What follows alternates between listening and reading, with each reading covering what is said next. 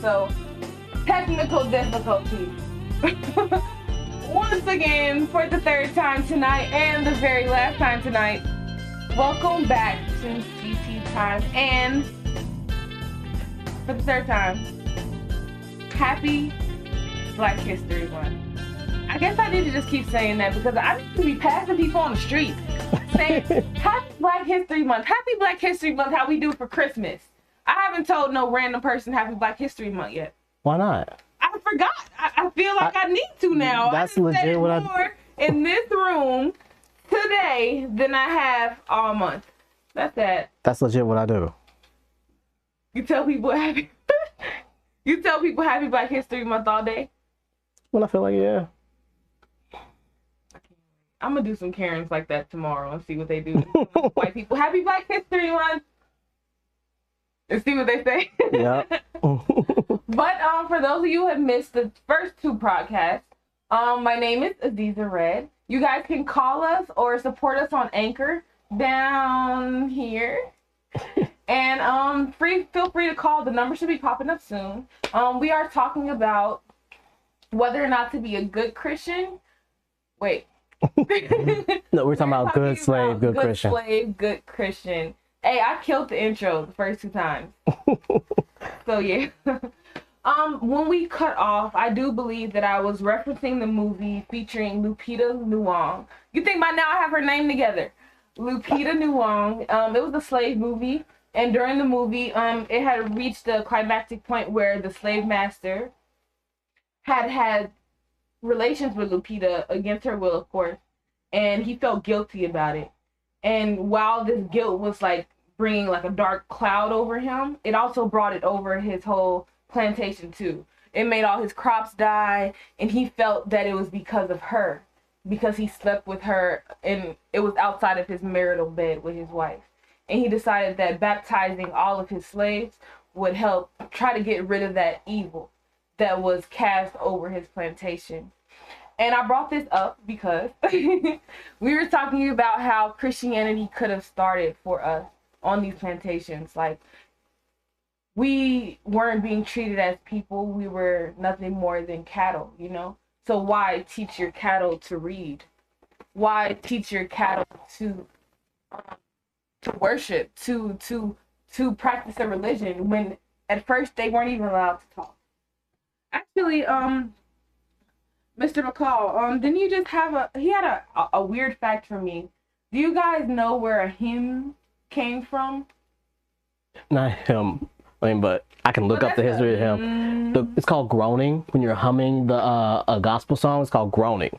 So the history behind Negro spirituals, and when you hear that,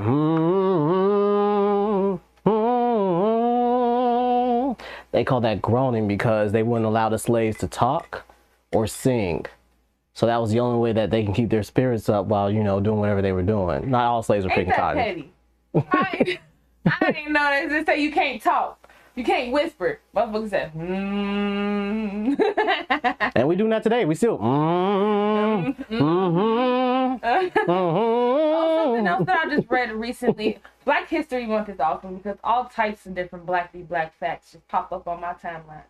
Okay, so do you know where the name Hush Puppies came from?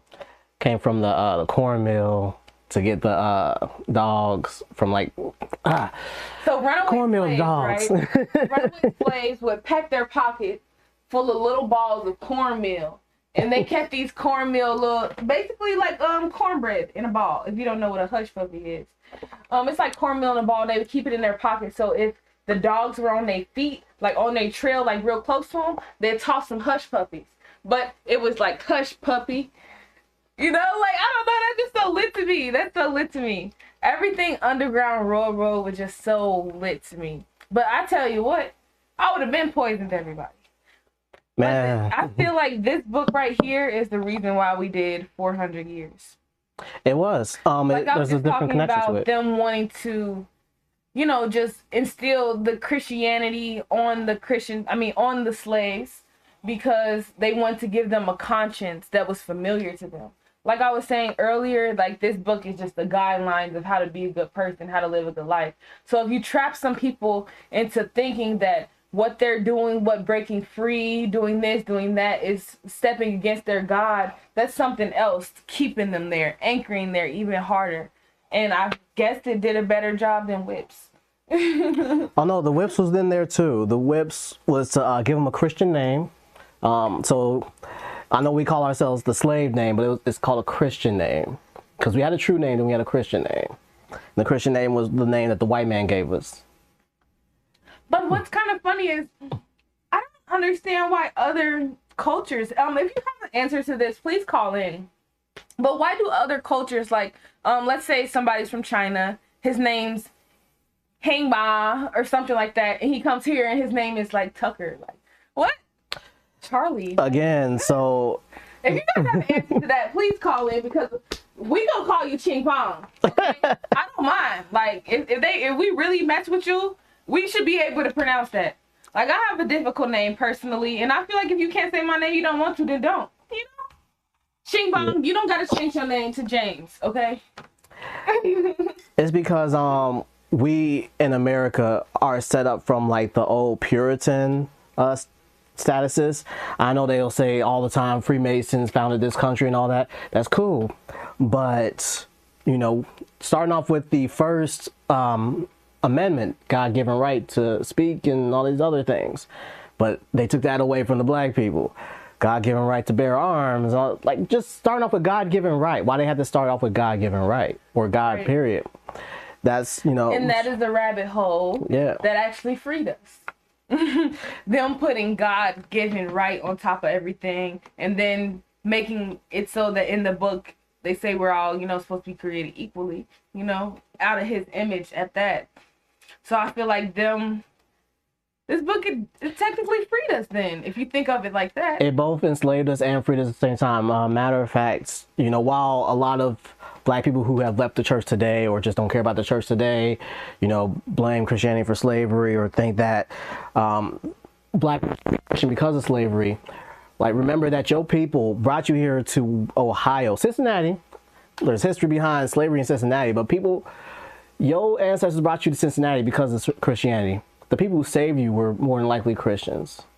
There's two ends of the same coin.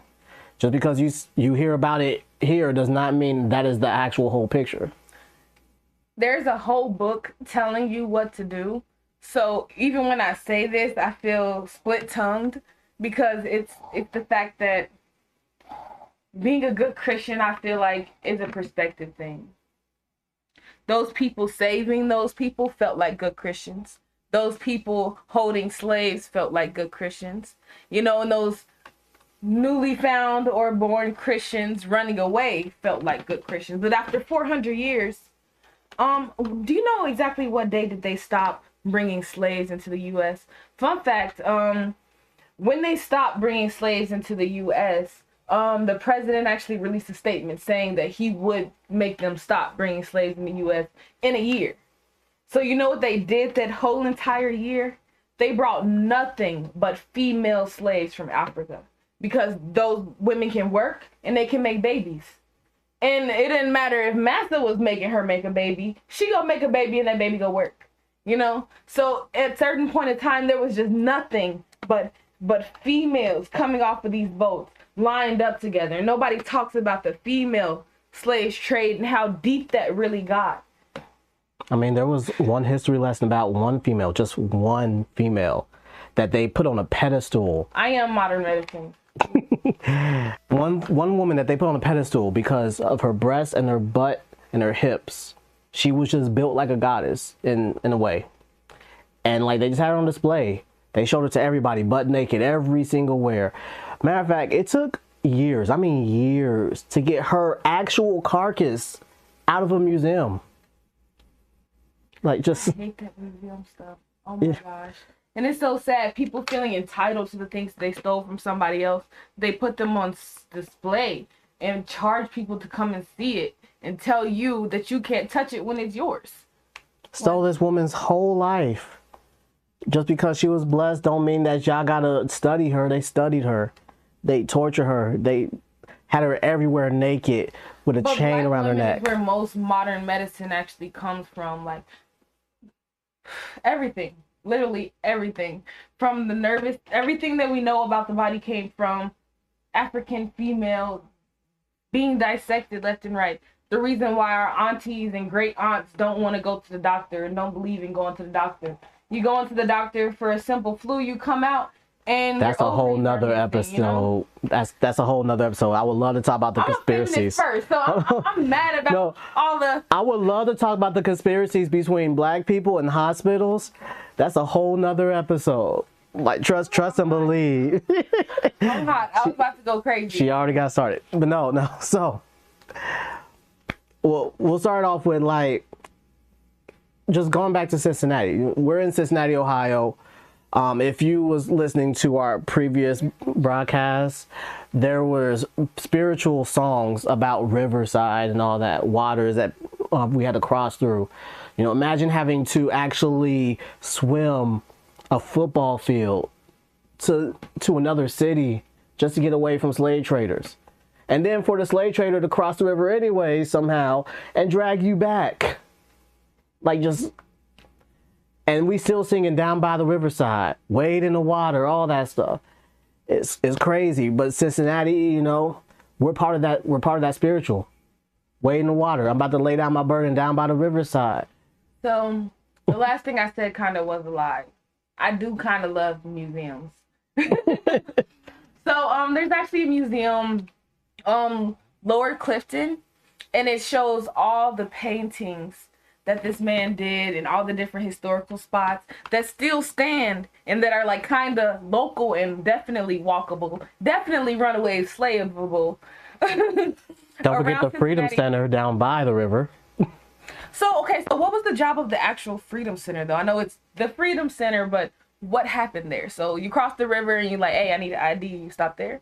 Like, what do you do? It was a place of refuge. A lot of people that was coming up to Cincinnati. That's a big building to be a place of refuge. So it was just like slaves sitting everywhere. Well, that building's been like redone several times and everything, but they came to a Freedom Center, you know, right next to the river, maybe even a little bit more up north. But, you know, that was a place of refuge before they Canada or Michigan. Hey, where my family's from. My story. Yes, stay here, girl. Run to Canada. Yes, they ran to Canada, they ran to Michigan, or they ran to upper parts of Ohio as well. Or they stayed in Cincinnati, who knows? As long as they can get officiated before the slave traders, like, you know, finally came all the way up to Cincinnati to come get them. You know, that was the starting point of refuge for them. It's like a resting area, like a truck stop, but an underground railroad truck stop. But back to good slave, good Christian, though.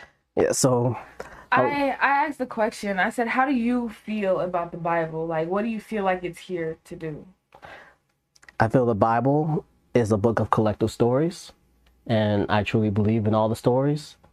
I could not prove to you which story is exactly 100% accurate or not. That's why it's called a scripture. It's not a fancy holy story. A scripture is a story that you literally took your time to understand to believe. So when, you know, when somebody says they're reading scriptures, or sorry, scribes. Yeah, so when scribes trying to authenticate stories being written, and that's why, you know, I believe in the Bible, because it's called scripture. Okay. I know that got you, didn't it? He just broke it down. Y'all know them YouTube videos that are be like, it's a spell because you spell it.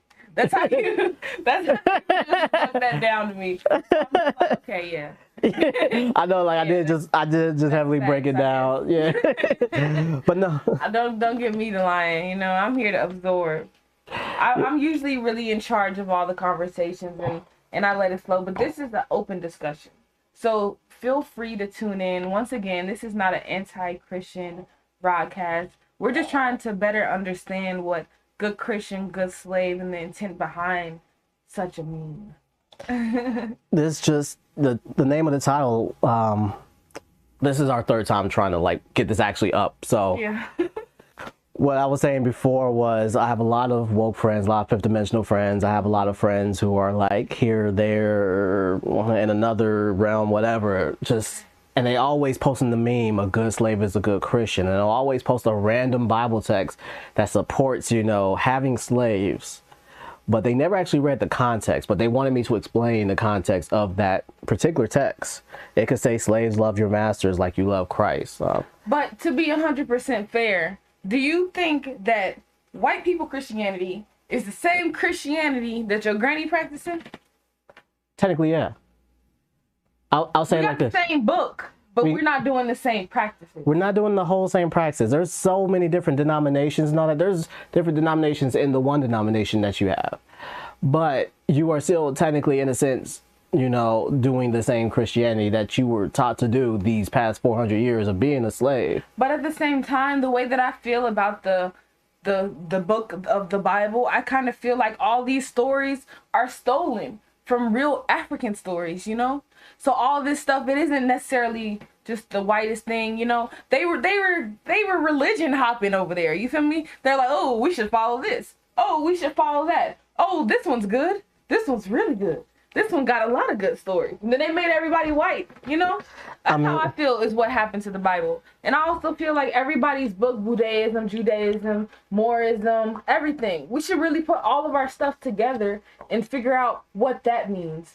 Because the timelines line up slightly, but it'd be like just like a beautiful story, you know? That's what we're supposed to be doing, putting all of our scriptures together. I mean, but as a Christian, we're supposed to be coming together, period. We're supposed to be loving our neighbors, loving our enemies, loving our brothers and sisters like we love ourselves, like we love God. We can't even do that. And we're trying to, you know, talk to a Moor, a Jew, an Israelite and all that, you know, just about love and peace and prosperity. So love and peace got you thinking that my granny doing the same Christianity as them. I'm saying that your grandma is doing the same imperialized Christianity as they were trying to break down on us for the past 400 years. Yes, we have added our own modernity. Not necessarily saying that how she is practicing will make her a bad or a good Christian. I think that she is a great Christian, you know? But I'm just saying that what we do and how we do it just has a certain kind of flavor that makes it distinctively Baptist. Distinctively Baptist, distinctively Black Baptist, Spanish Baptist, however you want to say it. But, you know, baptism is not a Black person denomination. You know, that is a very old denomination. I am a Seventh-day Adventist. It's a fairly new Christian denomination. But again, that was founded by a white guy too. And, you know, so again, we are still practicing imperialized Christianity. Does whatever you're doing is founded by affect how you feel about it? No, not entirely. I was born, I grew up, I accepted, was baptized in Seventh-day Adventism. As I got older, I just decided to, how can I say this? I decided to actually do more understanding.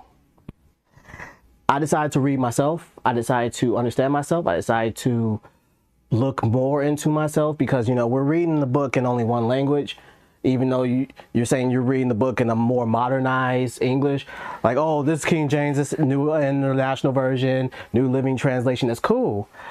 This is almost kind of backwards to me because when I think look more into myself and dive into it, you think look into the Bible.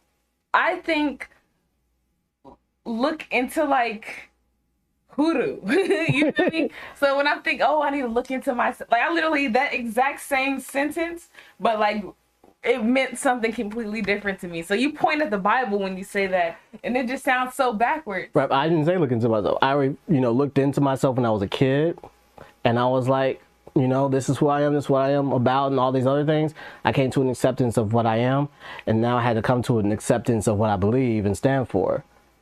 And, you know, even as a philosopher, I still had to constantly say that as well. You know, just because you looked into yourself, you can find out about yourself within a few years. It'll take you the rest of your life to learn karate. It'll take you the rest of your life to learn the whole religion, actually, as a whole. You can learn the summary, but if you are stuck in the summary, you are never actually truly in that religion, cult, faith, whatever you want to call it. What would you consider diving completely into Christianity? So diving completely into Christianity would be, you know, reading this book literally backwards and forwards, reading it in its original languages, Like, so learning Hebrew, learning Greek, learning Arabic, that's some of the languages that, you know, the Bible was written in, but the people actually spoke to each other in these stories. So like learning all those languages to understand what they were actually saying, because you're literally reading somebody's interpretation in your own mother language, and somebody's interpretation could be playing a telephone game with you, and now you're doing all types of crazy stuff, even though that's not what the book actually said. Yeah, because I definitely need a photocopy of the oldest Bible with all the black people in it. You know what I'm talking about? I mean, there's an And it doesn't Ethiopian look like Bible. yeah, that's what I'm talking about. The Ethiopian Bible. The Ethiopian Bible? But you can't even call it Ethiopian because it's just a book in a different language. They made this book to be in English. So you're saying the Ethiopian Bible as if them having it makes it less or a different type of Bible when they have the real Bible and we have the copy. Yeah, basically. This is just a copy. You see, like we have a copy. They have the Bible. You talk about the Ethiopian Bible. The Ethiopian Bible. But did you see the people that have it? Do you trust that? I They have. just like live in the sand and stuff. So nobody like tried to steal that book yet? I don't know. The Ethiopians are very traditional. They're very like they're still like thousands of years behind in terms of like how they live. Yeah. But they choose to live that way. Just like the Amish, they choose to live that way because they don't want to be idolizing things like Facebook Live and all that. We are busy trying to talk to people on Facebook Live, trying to give them information, everything. The Amish people are too busy trying to get in tune with themselves and their faith. Ethiopians doing the same thing. Everybody else here in America, Germany, for my people who are listening, China, all that, they're too busy getting in tune with themselves and everything else around them. You know, like I said, it'll take you the rest of your life to learn karate. So when you get in tune with yourself, you're definitely referring to your faith as well, right? I'm referring to my faith. Have you ever caught the spirit? I have a bunch of times. How did it feel? Like describe it. I felt blissful. And when I say the spirit, I'm talking about the Holy Ghost. And this is something that kind of also only happens in Black church. That I have never got to the point where I'm actually running down up and down the halls like at 11:43 in the morning. Like, I'm sorry. Well, that's beautiful. You got that at home. You know, you can get touched by the spirit at home or whatever. Yeah, I got touched by the So spirit at I need the whole home. atmosphere, you know. I was at home. I was at work. I was at school. Like, I was at work. I got down on my knees. Like, legit. It's busy. And for some reason, like, I just really needed something and it happened. And this was literally a miracle when it happened. I just got down on my knees and everybody looked at me crazy. I said, hold on. All of that. I said, hold on. Like, I need a second. I got on my Really? knees. Yeah. I've been in that situation far too many times where God just moved for me, you know? Yeah. So I definitely could never just deny him ever. But no, just going back to the good slave, good Christian thing. Like I said, we're still under the imperialized Christianity. And what is imperialized Christianity? That's imperialism is, I'm gonna say, like, very dog-like. When the white man just decided they want to take over other countries, when they want to take over other systems. You mean evangelizing? It wasn't even evangelizing. Spreading the gospel? It wasn't even spreading the gospel.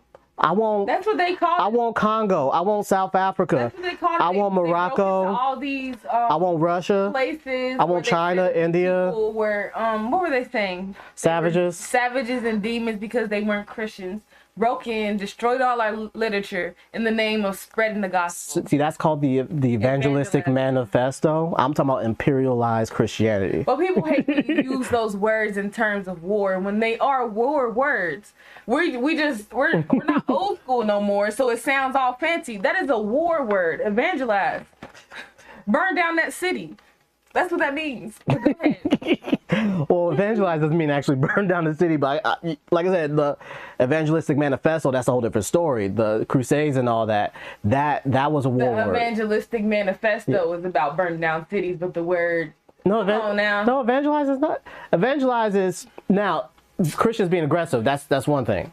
That's one thing, but I'm actually, talking about what it really meant. Like when you say it, that's what's gonna happen. When they say evangelize, they're talking about handing out hot dogs at a park. But back in the day, those hot dogs had smallpox on them. Had smallpox, had HIV, had the clap. Everything. Sickle cell. Sickle cell. It had the dark plague. Everything they could think of. No. That wiener. No, but seriously, just when the fact that understanding that Christianity did not come from Europe, it did not come from Morocco either.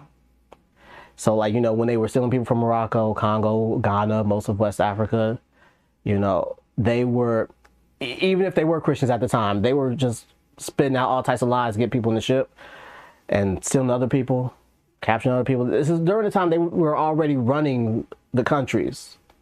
They just didn't have that many people, in there. They were just coming in, coming out. That's, the part of the imperialization, puppet mastery and all that. But this did take place for 400 years. And one thing I can't stand is when we avoid exactly what I'm about to say and then somebody comes along and says it. So for 400 years, okay, let's say 300 is how long the slave trade was actually happening. For the first 100... No, we can say 400. That they were actually getting slaves. Okay, there was secret shit. We're just talking about, they still kept people in houses. Fresh from Africa people. They still kept people in houses in the South. Certain people weren't even released. But I'm talking about the delivery system. Okay, delivery system. Okay, delivery system. That's different. what I'm talking about. Yeah, okay. Cutting the delivery system down. Okay. The timeline of that. So for the first 100 years, you can say that they were stealing people. Yeah. But then the other 200 years, it was rival tribes fighting each other, and they like, oh, I got something for you. We go send you over the big lake. They taking people, they doing this, they doing that. But it's the fact that we already knew what was over here. I want to talk about Aboriginals at this point. That could be another episode. Why didn't they force Christianity down their throat the way that they did us? They did. That's like I said, that's another talk, because that's, convincing, everybody right now that you might be an Aboriginal. Yeah, convincing everybody that they're an Aboriginal, that's a whole other thing. But they did try to force Christianity on the Aboriginals. They tried to force most of South America and Mexico into Christianity. I mean, you already see Mexico legit. I have a belt. I don't feel like going to get it, but I have a belt it has the whole Catholic cross on it and everything, like the official Mexican Catholic cross, all that. It's a nice belt though. I like it. They're just hella swirly. Yeah, but like there's a whole behind like just Mexican Christianity. There's a whole and South American Christianity. Like South Americans alone, we'll say Brazil, they're trying to look like the colonizers just so they can be accepted into society. Rio is still the ghetto, like slums. You think you in the ghetto because you in Chicago, St. Louis, whatever. No, Rio will murder you. But why do you think that African Americans weren't automatically brought to the same system? Do you think that it would just take so much diluting for us to try to blend in with them? No, it's just systematic racism. It's literally like when they have more of us than them, and they still have to keep us under control. They still have to keep us under control.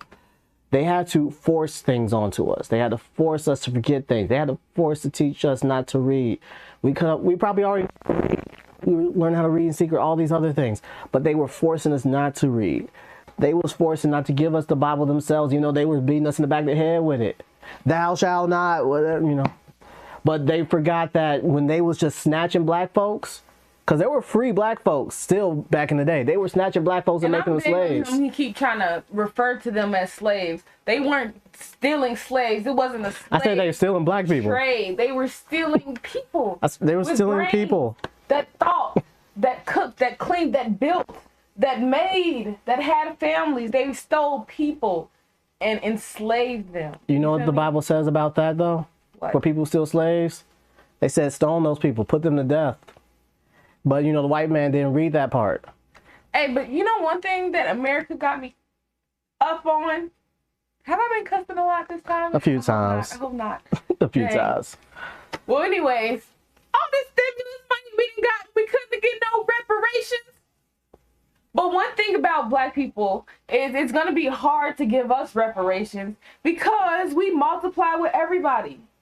It's not like a group of black people. Like, it's like a group of Jews that are all Jewish, It's still something they instilled on us. Black and Chinese, black and this. I'm all for the interracial swirls, but it's going to be hard to give so-and-so that's 1/12 black and you didn't mix with this person and that person. Now, it's like, bro, who trying to really give all these all these technically black people some is it still the same 1/16 law? Because if they still following that, everybody gotta get some reparation money. You gotta be like, oh, you literally gotta be 85% black to get this money.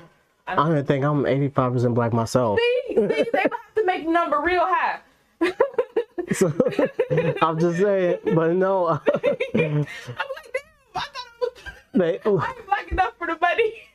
See, it's come out like that. That's something they instilled in us too. You know, forcing all of our men to have sex with so many women, breeding us, constantly inbreeding us, inbreeding us, and then they're breeding. Find out sex addiction is a generational curse, and that's probably why they all have. Well, I don't know about everybody, but that's probably why most black men have mandingos, because we was down there sex objects, and they were just like, you know, I don't know. Oh no, they was butt breaking us too. That was another thing. A whole nother thing, but like just being bred so many times, and you want us to have faith in what? When Christianity is supposed to say don't have orgies, don't have threesomes. There's literally like almost a whole chapter in Deuteronomy about threesomes you shouldn't have. There's like several texts about orgies you shouldn't have.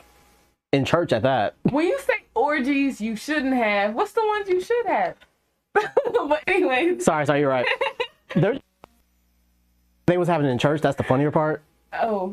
Yeah. Well, we all know what Christmas means. No, we'll talk about that later. That might be our last episode for this season. Bring that back. Mm-hmm. Merry Christmas. Mm-hmm. That means stuff. That's enough. We got a lot of episodic ideas, but we're still sticking on the. But you're talking about it's a phase of us all going out and being woke and using this information. But my thing is it's what the information does to you later. It's like, dang, I know all this stuff, but I grew up Christian and I felt the Holy Ghost. So is that just like generations of brainwashing?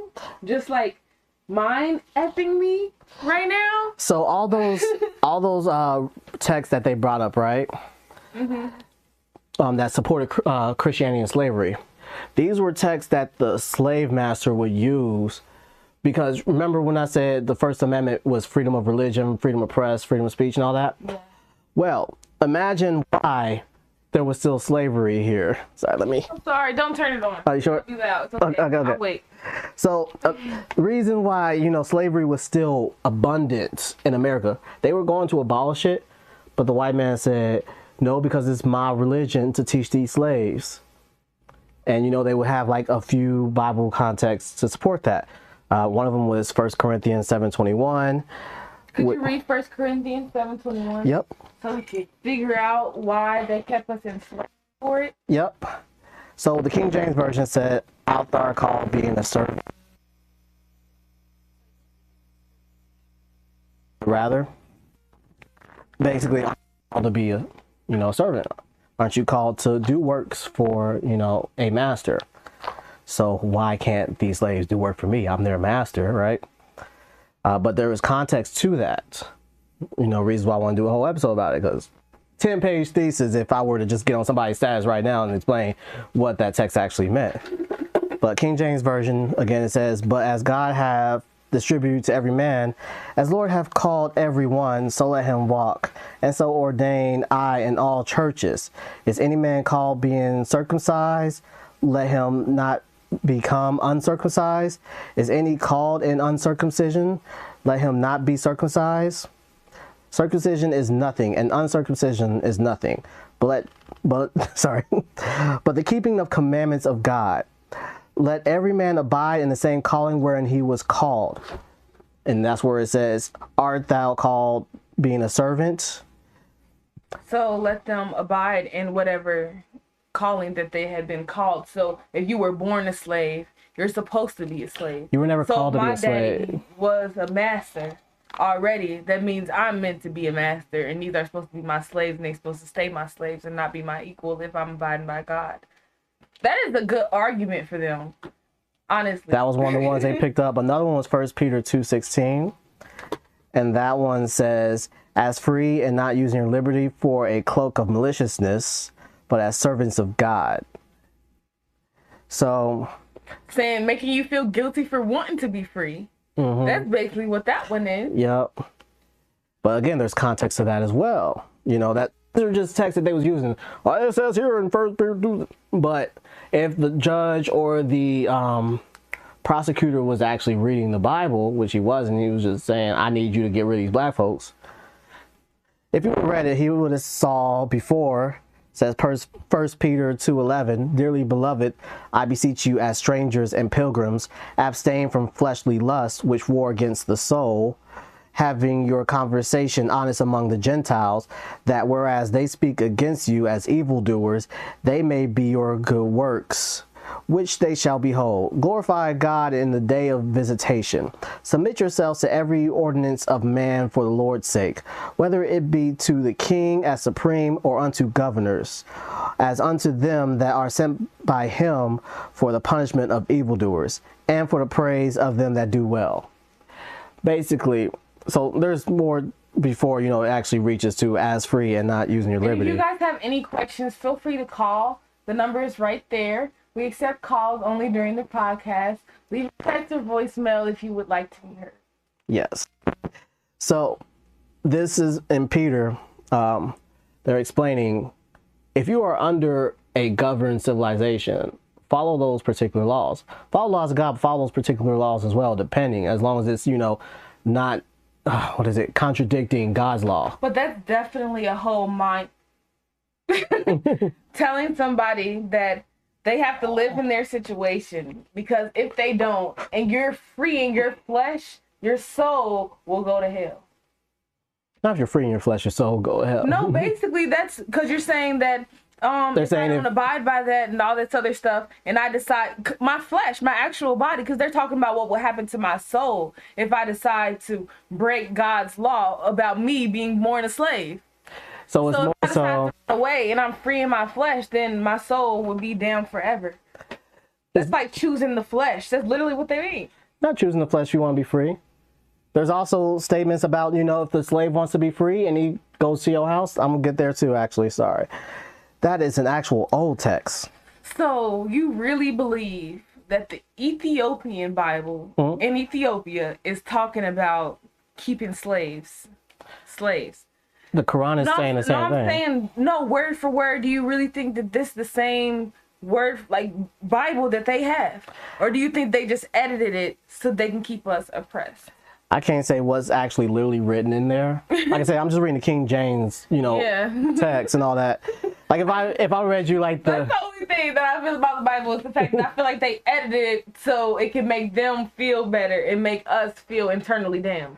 Like, it sounds way worse if you read the New International Version, because like they don't say like the fancy words. They just say, if you was born a slave, I mean, you're born a slave, whatever. But, you know, there's also text supporting, like if the slave wants to run away and he finds refuge in another person's house, you know, he can find refuge in another person's house. That other person come and get him, don't give him back. Like it also, you know, talks about if you kill your slave, you should be put to death too. So all those slave masters killing their slaves, they should have all been put to death. Like I said, you know, going back to the old text, the old law of Moses, Deuteronomy. But that goes back to Christians picking and choosing what they want to follow. Right. You bring the court, the scripture that says that you have a right to keep these people, and these people are meant to be slaves under God's law. But you don't tell them that you just killed a couple slaves before you got here because you was having a bad day. But it's not like they would have read that text anyways. Like I said, you know, a lot of this stuff is in context that I'm reading right now. Deuteronomy 23:15, it says, thou shalt not deliver unto his master the servant which is escaped from his masters unto thee. Like I said, the slave run away, he found refuge in your house, don't give him back. Do not give him back. And there's context to that too. You know, you guys should read this, Deuteronomy 23. You guys should read 1 Peter. You guys should read 1 Timothy 1. It's a lot of text that, you know, reads the context of slavery or the slaves at the time. These slaves were not African American. These slaves were not us. These slaves were not us. Some of these slaves were Gentiles. Some of these slaves were prisoners of war and all that. This is not context that they want to talk about. These were prisoners of war. These were concubines. These were children sold off because their family was poor. It even says in the Bible, like, if you are too poor and you trying to harbor in somebody's house, they better not treat you as slaves either. That's New Testament, writing. And so, like, them using these arguments, these texts right here. But once again, yeah. As my argument in the beginning about how the Bible is just a rule to be a good person in life, Like, okay, you a slave owner, we get it. Like, that's their fault that they a slave in the first place, That's basically what they saying. But if your slave run away, like, okay, they're a slave in the first place, but don't just be killing them, Don't do that. Like, nobody's here to watch you. Like, your neighbor not allowed to say you wrong, but it's wrong because, God, right? That's what the Bible's here to do. It's just to help give people a conscience, Because, like, people are literally out there in sand houses. They might be in their hut. Depends where they're at, but even still, certain texts, certain contexts, certain points in the timeline. In Deuteronomy, the Egyptians were just fleeing from Egypt. They were slaves for a while, and they were being tortured and thrown away. They were being fed to alligators, drowned, strangled when the baby was born because there was just too many Jews. God said, I need my people out. If you was listening to the last podcast, we were talking about, go tell Pharaoh, let my people go. That's a slave song for a reason. Because being dragged into a whole nother place, having your babies fed to the alligators. Say that and you're talking about the Egyptians, I feel like those are us. That is us. That's a whole nother episode too. That's a whole nother episode too. And history repeats itself. The black slaves were alligator bait down in Florida. Oh no! Look. Dude, we alligator bait. History repeated itself. Just to let my people go. We got put into bondage because we forgot who we was. Again, that's in the book of Daniel. Forget who you are. We are constantly. them. They forced us so many generations to forget who we were. That's the whole point where I'm getting at. Good slave, good Christian. When they force you to have a Christian name, when they force you to forget your language, when they force you to forget the music that you played, they force you to forget your culture, your ethnicity. And, then they tell you to praise a white Jesus. A white Jesus that, that's not even his name. But they're like, yeah, praise Jesus, this white guy, not a black guy. And the story behind all that is all messed up too. Now that I can't even look at a traditional picture of Jesus Christ anymore. That I know that the backstory of that is so messed up. Mm-hmm. For those of you who don't know, I don't know exactly what century it is because I hate being fact checked. So the actual depiction of Jesus Christ, the nice looking blonde hair, blue eyes, halo behind his head, white guy is actually the son of a pope, right? Mm-hmm. He is the son of a pope. This pope thought that his son was just so beautiful, but come to find out his son was actually homosexual and a serial killer.